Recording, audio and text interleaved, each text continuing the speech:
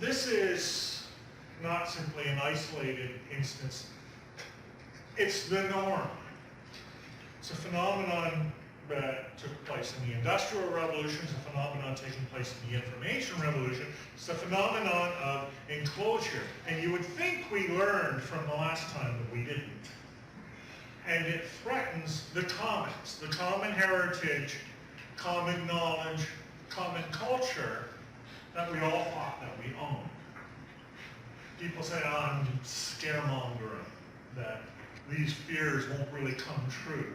Just show us one example. Well, here's one example.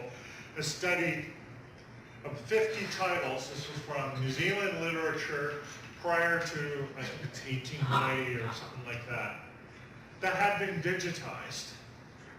Only 3 were hosted by repositories that do not restrict any type of subsequent use. These are contents that are public domain. The copyright has long since expired, but you cannot access them except through a system that imposes limitations to your reuse.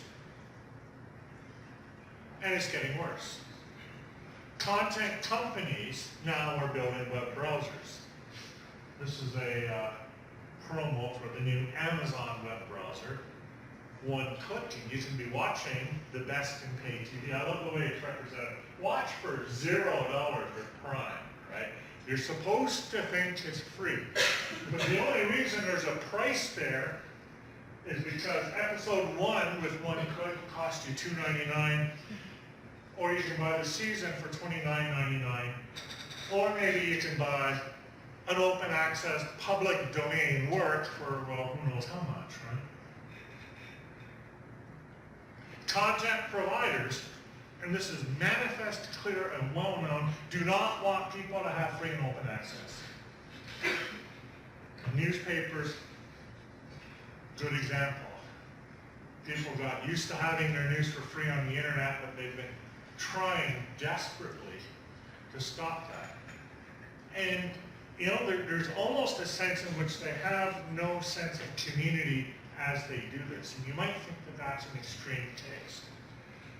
Well, it wasn't so long ago, a month or so ago, I forget the exact date, happily, we had some guy heavily armed in Moncton with assault rifles. He had them strapped on his back.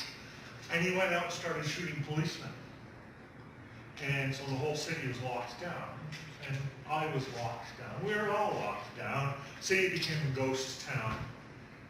Huge story. You may have heard about it even here, no? We probably made the international news, if not. It was a big story in Moncton. Our local newspaper did not remove the paywall barrier. Even though the safety of people on the street depended on free and open access to news.